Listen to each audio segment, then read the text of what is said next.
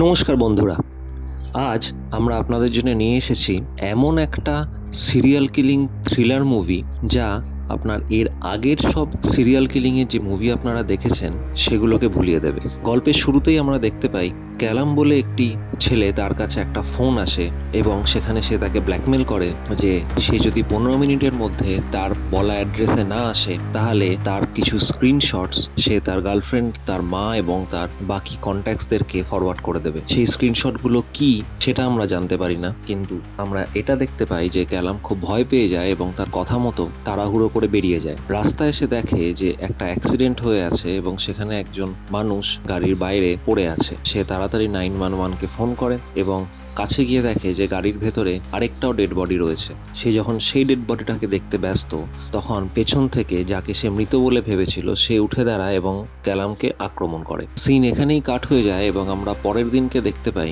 যে পুলিশ সেই জায়গাটাকে ঘিরে রেখেছে এবং সেখানে যে ডেড বডিটা পড়ে রয়েছে সেটা আজ থেকে 7 বছর আগে গায়েব হয়ে গেছিল এবং সেটা অনেক দিন ধরে বরফেও রাখা ছিল। এটা শুনে ইনভেস্টিগেটিং অফিসার কনফিউজড হয়ে যায় এবং ক্যালাম যে ফোনটা করেছিল সে সেই স্পট থেকে গায়েব থাকে। ইতিমধ্যে কালামের মা ইন্সপেক্টর লুথার, যে এই কাহিনীর মুখ্য চরিত্র, তাকে এসে বলে যে তাকে প্রমিস করতে হবে সে যেন তার ছেলেকে খুঁজে বার করে।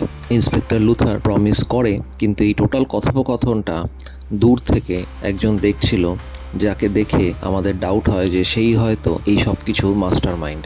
এবং ঘটেও তা। সেই লোকটা কাউকে একটা ফোন করে এবং করে সে বলে যে ইন্সপেক্টর লুথার প্রবলেম দিতে পারে তাদের প্ল্যানেতে এবং তাকে এই কেস থেকে সরাতে হবে এবং তার কারণে তার বিষয় যা যা নেগেটিভ আছে সেগুলোকে খুঁজে বার করতে হবে এবং তাকে কোনো কেসে ফাঁসাতে হবে। সে নিজে এটা করতে পারছে না, কেননা তার পুরো এক্সপার্টিসটাই অনলাইনে এবং ইন্সপেক্টর লুথার আজকের যুগেও অনলাইনে খুব বেশি অ্যাভেলেবেল নেই। তার সোশ্যাল মিডিয়া বা তার ইনস্টাগ্রাম অ্যাকাউন্টে সে খুব বেশি কিছু পোস্ট করে না এবং সেই কারণে তাকে ব্ল্যাকমেল করা সম্ভব হয় না। এখান থেকে আমরা বুঝতে পারি যে এই সিরিয়াল কিলারের প্যাটার্নটা হচ্ছে যে সে মানুষের সোশ্যাল মিডিয়া, তাদের ক্যামেরা অ্যাক্সেস, এইসবের মাধ্যমে তাদের গোপন কিছু তথ্য নিয়ে নেয়, সমাজের থেকে লুকিয়ে চলে এবং সেগুলোকে দিয়েই তাদেরকে ব্ল্যাকমেল করে। ঘটেও তাই। ইন্সপেক্টর লুথারকে কিছু কেসেতে ফাঁসিয়ে তাকে জেলবন্দি করে দেওয়া হয়। ইন্সপেক্টর লুথার যখন জেলবন্দি, সেই অবস্থায় কালামের মায়ের কাছে কালামেরই কল আসে এবং সে খুব ভয়ার্ত কণ্ঠে বলে যে তাকে এসে যেন তার মা বাঁচিয়ে নেয় এবং তার মাকে সে একটা অ্যাড্রেস দেয় এবং তাকে বলে সে যেন পুলিশে কিছু না জানায়, তাহলে তার বিপদ হবে। অবভিয়াসলি মা তার মমতার জায়গার থেকে তক্ষুনি সেখানে ছোটে, কিন্তু গিয়ে তারা যে বিভৎস নারকীয় দৃশ্য দেখে তাতে সবাই শিউরে ওঠে। শুধু কালাম নয়, এরকম আরও কয়েকজনকে সেই সিরিয়াল কিলার ওখানে ঝুলিয়ে রেখেছিল ছাদের থেকে এবং তাদের সবার আত্মীয়, বাবা মা বা গার্লফ্রেন্ড, এদেরকে সে সেখানে ডেকে এই মর্মান্তিক দৃশ্য তাদেরকে দেখায়। শুধু দেখাই নয়, জানলার বাইরের থেকে সে একটা মাস্ক পরে নিজেকে শো করে এবং সেই মাস্কের ওপরে যে কজন মারা গেছে ডিজিটালি তাদের ফেস দেখাতে থাকে এবং যে ফোনগুলো তাদের সামনে রাখা ছিল সেখান থেকে একটা ফোন এক্সপ্লোড করে তাদের সামনেই তাদের প্রিয়জনদের শরীরগুলো আগুনে জ্বালিয়ে দেয়। এরকম একটা ভয়ানক ঘটনাতে অবভিয়াসলি পুলিশ প্রশাসন নড়ে চড়ে ওঠে এবং সেই সিরিয়াল কিলারের খোঁজ শুরু হয় যে এতটা সাহস, ইনফ্যাক্ট দুঃসাহস দেখাতে পারে যে একসাথে এতগুলো মানুষকে সে মেরে ঝুলিয়ে দিতে পারে এবং তার আত্মীয়দের ডেকে সেটা দেখাতেও পারে। পুলিশের চিফ তার সবাইকে বলে যে এই কেসটাকে যেন হাই প্রায়োরিটি দিয়ে দেখে এবং সেই কমন লিঙ্কটা খুঁজতে বলে যেটা এই ভিকটিমদেরকে কানেক্ট করে।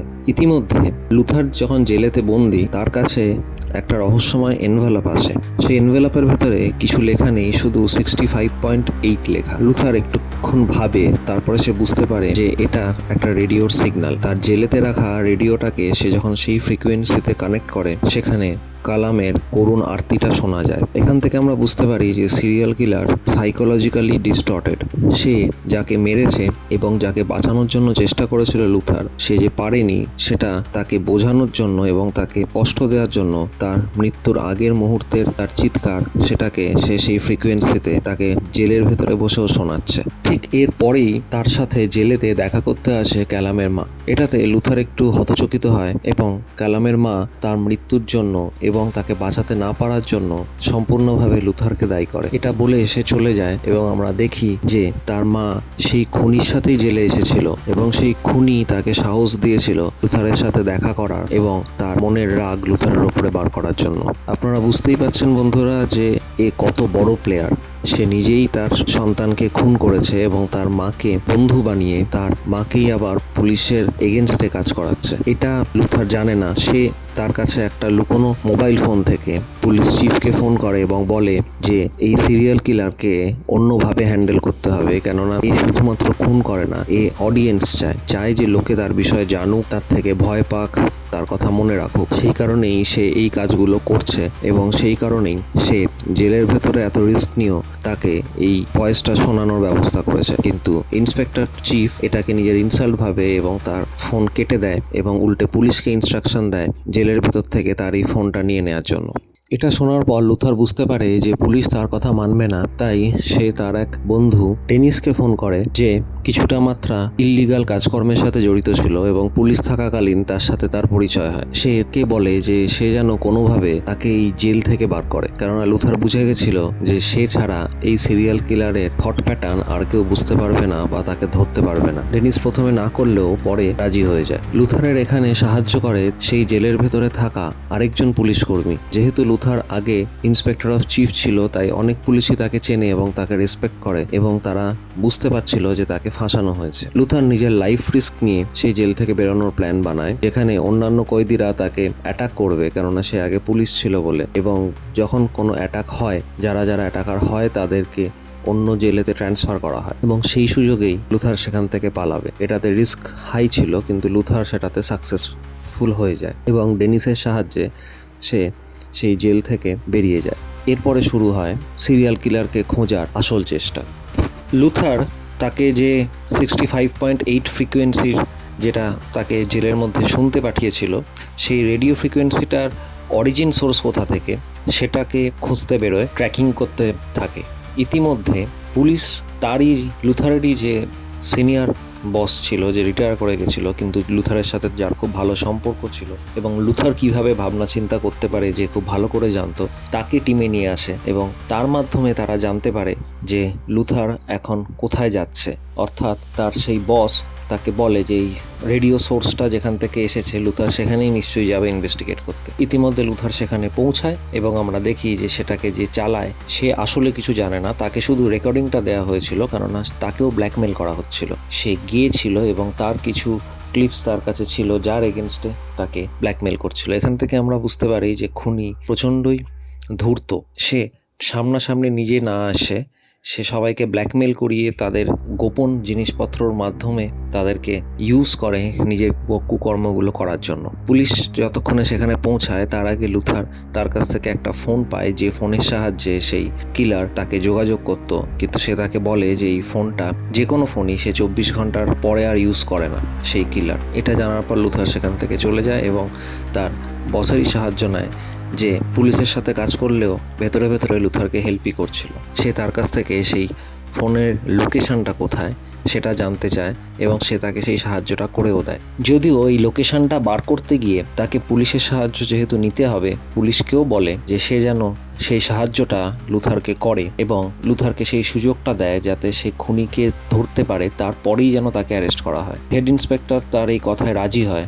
উল্টো দিকে আমরা দেখতে পাই যে সিরিয়াল কিলার যে রয়েছে সে তার টিম মেম্বার্সদেরকে ফোন করে এবং আমরা সেখানে দেখি যে কিছু মানুষকে একটা ট্রাকে করে কোথাও নিয়ে যাওয়া হচ্ছে এবং আজ সন্ধেবেলায় তারা একটা কিছু বড় প্ল্যান করছে, যেটাকে তারা একটা রেভলিউশন মার্কা কিছু ভাবছে এবং তার যে আরও বিশাল নেটওয়ার্ক আছে সেটাও আমরা দেখতে পাই। সেখানে একটা ভয়ঙ্কর জিনিস আমাদের সামনে আসে যে আজকে আমরা টেকনোলজির যুগে সব কিছু অ্যামাজন ইকো থেকে শুরু করে আমাদের স্মার্ট টিভি, আমাদের মোবাইলস, ল্যাপটপস সব কিছুতে যে ক্যামেরা অ্যান্ড মাইক্রোফোন অ্যাক্সেস অবলীলাক্রমে দেয়া থাকে, সেটাকে যদি মিসইউজ করা হয় তাহলে আমাদের জীবনের সব কিছু সবার কাছে ওপেন হয়ে যায়। এবং টিমটা এক্স্যাক্টলি সেটাই করছিল। তারা সব কিছু ইলেকট্রনিক্স গ্যাজেটকে মনিটর করে সেখান থেকে মানুষের দুর্বলতা, তাদের সিক্রেটস, সেগুলোকে জেনে নিয়ে তাদেরকে ব্ল্যাকমেল করছিল। ইতিমধ্যে সেই ফোনটা পিকাডেলি সার্কাসেতে এসে আধ ঘন্টা ধরে স্থির হয়ে থাকে এবং লুথার এবং পুলিশ টিম সবাই সেখানে পৌঁছে যায়। কিন্তু আমরা সেখানে দেখি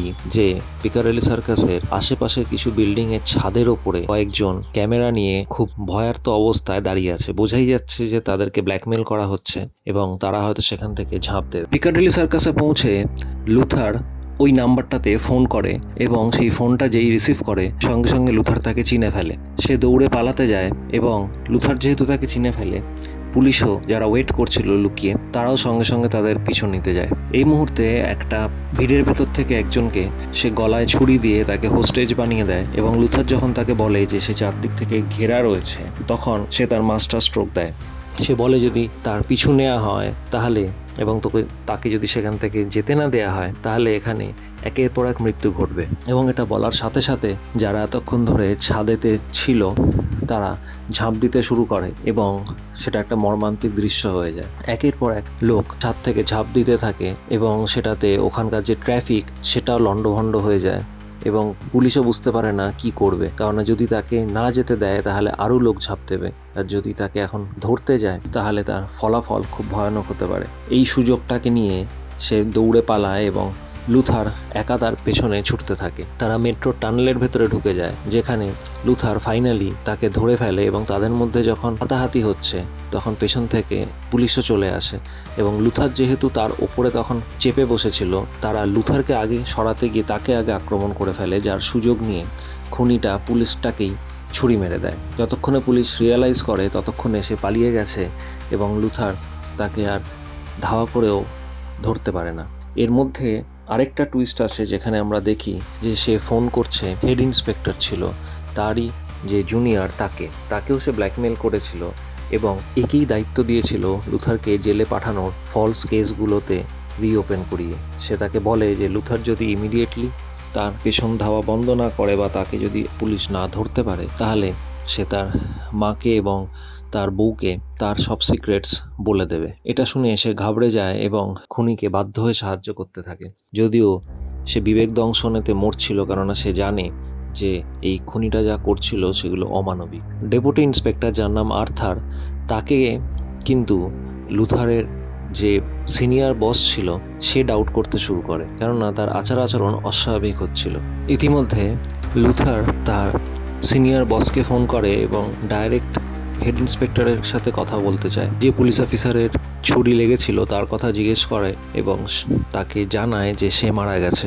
এটা শুনে লুথারেরও খুব খারাপ লাগে এবং সে বলে যে এই যে সিরিয়াল কিলার রয়েছে সে অত্যন্ত ধূর্ত, সে নিজে কারোর সাথে দেখা করে না, সে কাউকে না কাউকে স্কেপগোট হিসেবে ইউজ করে এবং এই ইন্টারনেটের মাধ্যমে সে তার টার্গেটদেরকে, যারা আসলে ভালো মানুষ কিন্তু কোনো না কোনো সিক্রেট বা দুর্বলতা তাদের রয়েছে, সেটাকে এনক্যাশ করে এবং সমাজে তাদের ছবি নষ্ট হয়ে যাওয়ার ভয় তারা মৃত্যুকে পর্যন্ত বেছে নেয়। যতক্ষণ এই কথাটা হচ্ছে ততক্ষণে পুলিশ তার লোকেশন ট্র্যাক করে, কিন্তু অবভিয়াসলি লুথার সেই সিমটাকে ভেঙে ফেলে এবং সেখান থেকে চলে যায়। এর মধ্যে আমরা দেখি যে হেড ইন্সপেক্টরের মেয়ে সে একা থাকে, তার সাথে তার কথা হয় এবং এই সময় আমরা বুঝতে পারি যে তার মেয়েই ছিল নেক্সট টার্গেট, কেননা সেই সিরিয়াল কিলারটা এবারে তার মেয়েকেই কিডন্যাপ করে নেয় হেড ইন্সপেক্টরকে ব্ল্যাকমেল করার জন্য এবং তারপরে সে হেড ইন্সপেক্টরকে ফোন করে তার মেয়ের জীবনের বদলে সে লুথারকে মেরে ফেলতে বলে। হেড ইন্সপেক্টর কোনো অপশন না পেয়ে বাধ্য হয়ে লুথারের খোঁজে বেরোয়, কিন্তু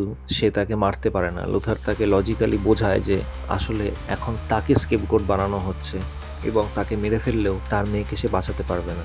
মা হলেও তার ভেতরে পুলিশি সত্তা আছে এবং সে খেলাটা বুঝতে পেরে লুথারকে না মেরে তাকে তার গাড়ির ট্রাঙ্কে ঢুকিয়ে সেখান থেকে চলে যায়। এর মধ্যে লুথার ক্যালামের মায়ের সাথে দেখা করতে যায় এবং তাকে জিজ্ঞেস করে যে তার ছেলে মারা যাওয়ার পর থেকে তার লাইফে নতুন কেউ এসেছে কিনা। ক্যালামের মায়ের হঠাৎ করে মনে পড়ে যে তাকে জেলেতেও যে নিয়ে গেছিল সেই সিরিয়াল কিলার, সে তার সাথে সাপোর্ট গ্রুপেতেই তার দেখা হয়েছিল এবং সে তাকে খুব ইমোশনালি হেল্প করেছিল। লুথার বুঝতে পারে এবং তার মাও বুঝতে পারে যে এটাই আসলে সেই খুনি এবং সে তাদেরকে ইউজ করছে লুথারের এগেনস্টে। এই তথ্যটা সে পুলিশকেও দিয়েছিল এবং লুথারের যে বস ছিল সে বাকি সব ভিকটিমের ফ্যামিলির সাথে কথা বলে দেখে যে সবার ক্ষেত্রে এই সেম প্যাটার্ন ফলো হয়েছে। এদের সবার সাথে কথা বলে একটা জিনিস জানা যায় যে সিরিয়াল কিলারের যে বউ, তার বিষয়ে একটা কথা সে সবার কাছেই বলেছে, যেটা কমন ফ্যাক্টর, যে তার বউ একটা ভয়ানক বিস্ফোরণে আগুনে পুড়ে গেছিল। এই মহিলাকে আমরা সিনেমার শুরুতে একবারের জন্যই দেখেছিলাম, যেখানে সিরিয়াল কিলার তার কাছে ফুল নিয়ে গেছিল। তার বউ বুঝতে পারছিল সে কি করছে, সেও ভয়তে ছিল, কিন্তু যেহেতু সে আর হাঁটা চলার অবস্থায় ছিল না, তার স্বামী বলে সে সেটাকে জোর করে হলেও সাপোর্ট করার চেষ্টা করত। হেড ইন্সপেক্টর এখন চেনে যে সিরিয়াল কিলার কে, কিন্তু তবু সে কিছু করতে পারে না। লুথারের কথা শুনে দুজনে মিলে এবার একটা প্ল্যান করে। এই কিলারের বইয়ের থেকে তারা জানতে পারে যে সে নরওয়েতে একটা বাংকার তৈরি করেছে এবং রেড রুম নামক একটা ভয়ানক খেলা তারা অনলাইনের মাধ্যমে খেলছে, যেখানে তারা দেখাতে চায় যে তারা সব গভর্নমেন্ট এবং লয়ের ওপরে, যেখানে তারা যাকে খুশি তাকে মারতে পারে এবং সবাই যে অপ্রেসড এবং তারা যে যা তাদের ক্ষোভ রয়েছে সেগুলোকে ভেন্ট আউট করার একটা মাধ্যম, এটাকে একটা রেভলিউশন হিসেবে তারা দেখে। তার বউয়ের কাছ থেকে তারা সেই নরওয়ের বাংকারের ঠিকানা পেয়ে সেদিকে এগোতে যায়। এদিকে আর্চি তার হেড ইন্সপেক্টরের পাসপোর্টের লিঙ্কের থ্রু খুনিকে বলে দেয় যে তারা নরওয়ের দিকে আসছে। এটা শুনে কিলার বুঝে যায় যে এই ঠিকানাটা তাকে তার বই দিয়েছে এবং এখানে আমরা আরও জানতে পারি যে তার বউয়ের এই অবস্থা সে নিজেই করেছিল, কেননা তার বউ তাকে ডিভোর্স দিতে চেয়েছিল। এই ভয়ানক প্রাণী তারপর নিজের বউকেই আর্থারকে মারতে বলে, না হলে আবার তাকে ব্ল্যাকমেল করা শুরু করে। তারা নরওয়ের রাস্তাতে থাকে। এদিকে আর্চি তার বউকে ইঞ্জেকশনের মাধ্যমে খুন করতে যায়, কিন্তু লুথারের সেই সিনিয়র বস এখানে বাকি পুলিশ নিয়ে পৌঁছে যায়, কেননা তার আগের থেকেই আর্চির ওপর ডাউট হয়েছিল। এই লোকলজ্জা এবং মানহানির হাত থেকে নিজেকে বাঁচানোর জন্য আর্চি আরও কোনো উপায় না পেয়ে সেই ইঞ্জেকশনটা নিজের ওপরেই প্রয়োগ করে নিজেকে শেষ করে দেয়। এখানে আমরা দেখতে পাই যে নরওয়েতে যখন তারা পৌঁছায় কিছুটা রাস্তা তাদেরকে পায়ে হেঁটে যেতে হয়, কেননা সেখানে গাড়ি আর ঢুকছিল না। গল্পের শুরুতে আমরা যেরকম দেখেছিলাম যে প্রথম লাশটা 7 বছর পুরনো ছিল, সেরকম আমরা দেখতে পাই যে সেখানে বরফের তলায় অনেকগুলো ডেড বডি রয়েছে। এর মানে এত বছর ধরে সে খুন করে এসেছে এবং এই বরফের তলায় সেই বডিগুলোকে জমিয়ে রেখেছে। কতটা স্যাডিস্টিক একটা মানুষ হলে এটা করতে পারে। এরপরে তারা সেই রেড বাংকারের ভেতরে যখন ঢোকে তখন দুর্ভাগ্যবশত তারা ধরা পড়ে যায়, কেননা পুরো বাংকারটাতেই সিসিটিভি ক্যামেরা এবং রিগড করা ছিল পুরো জায়গাটা। সেখানে এই সাইকো কিলার লুথারকে চেনের সাথে বেঁধে তাকে ঝুলিয়ে দেয় একটা চেয়ারের সাথে, এবং তার সাথে যে চিফ ইন্সপেক্টর ছিল সেও কিছু করতে পারে না, কেননা তার মেয়েকে গান পয়েন্টে রাখা হয়েছিল একটা কাঁচের দেয়ালের পেছনে। এরপরে সে চিফ ইন্সপেক্টরকেই বলে যে তাকে সবার সামনে এই টোটাল যে ঘটনাটা ঘটছে সেটা সে লাইভ স্ট্রিম করছিল এবং তার এই রেড রুমে যারা অনলাইন ভিউয়ার্স ছিল তারা সেটাকে তাড়িয়ে উপভোগ করছিল। তাকে বলে যে লুথারের পেটে সে যেন ছুরি মারে, কিন্তু সে যেন মারা না যায়, সে যেন আস্তে আস্তে করে মৃত্যুর দিকে এগোয়। কোনো অপশন না দেখে লুথারও তাকে বলে যে সেটা করতে, না হলে তারা সেই বাচ্চা মেয়েটিকে মেরে ফেলতো। চিফ ইন্সপেক্টর লুথারের পেটে ছুরিটা মারে এবং তারপরে তারা লুথারকে খুলে দিয়ে চিফ ইন্সপেক্টরকে সেখানে বসায় এবং লুথারকে বলে যে চিফ ইন্সপেক্টরকে মারতে।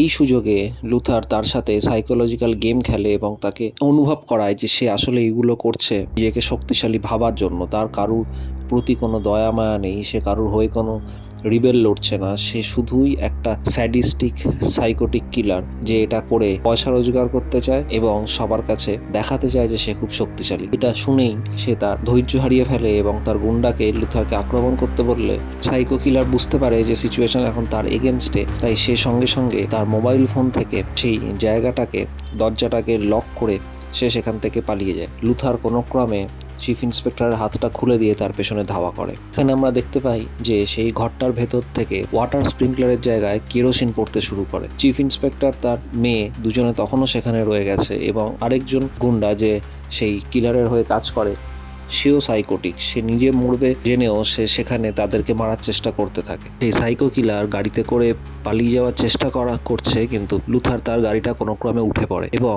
গাড়ির ব্রেক টেনে সে একটা বরফের তলায় যে জল থাকে সেখানে গাড়িটাকে ঢুকিয়ে দেয়। কিলার নিজে বাঁচার জন্য এখন তার ফোনটা, যেটা দিয়ে সব কিছু সে লক আনলক করছিল ওই রেড রুমের, সেটাকে দিয়ে সেখান থেকে বেঁচে পালাতে যায়। কিন্তু এখানেই নিয়তি আসে, সে রাস্তা খুঁজে পায় না, কেননা সেই জলের তলাতে এতগুলো লাশ ভাসছিল যাকে সেই মেরেছে এবং মেরে সেগুলোকে তাজা রাখার জন্য ওই আইসের তলায় রেখেছিল। লুথারও আস্তে আস্তে মৃত্যুর দিকে এগিয়ে যাচ্ছিল, কিন্তু যাওয়ার আগে সে ফোনটাকে নিয়ে সব কিছু ডিঅ্যাক্টিভেট করে দেয় যাতে চিফ ইন্সপেক্টর এবং তার মেয়ে বাঁচতে পারে, এবং তার সাথে ওখানে যে অনেক কয়েদিদেরকে সে যে আটকে রেখেছিল তারাও যাতে বাঁচতে পারে। কিন্তু তার কপাল ভালো থাকে এবং পুলিশ সেখানে পৌঁছে যায় এবং ডুবুরি নামিয়ে লুথারকে উদ্ধার করে আনে। এরপরে আমরা দেখতে পাই যে হেলিকপ্টারে করে লুথারকে নিয়ে আসা হয় এবং তার যে সিনিয়র সে লুথারকে জীবন্ত দেখে খুশি হয়। এরপর তাকে হেলিকপ্টারে করে শহরে ফিরিয়ে আনা হয়, কিন্তু সে যখন তার চোখ খোলে সে দেখে যে সে হসপিটালে নয়, অন্য কোথাও রয়েছে। তার দিকে এগিয়ে আসা দরজার বাইরে থেকে পায়ের আওয়াজ পেয়ে সে সতর্ক হয়ে যায়, কিন্তু সৌভাগ্যবশত দরজা খোলার পরে দেখা যায় যে তার যে সিনিয়র বস, যে তাকে খুব ভালোবাসতো, সে রয়েছে এবং সে তাকে বলে যে এটা একটা সেফ হাউস, গভর্নমেন্টেরই সেফ হাউস, তাই সে নিশ্চিন্ত থাকতে পারে এবং তার সঙ্গে দেখা করার জন্য কিছু লোকেরা এসছে। এখানে আমরা বুঝতে পারি যে লুথারকে আর জেলে ফেরত যেতে হবে না এবং গভর্নমেন্টের কোনো সিক্রেট দলেতে নেওয়া হবে, কেননা সে একা যেভাবে কেসটাকে সলভ করেছে এবং যে বীরত্বের পরিচয় দিয়েছে তার পুরস্কার স্বরূপ হিসেবে।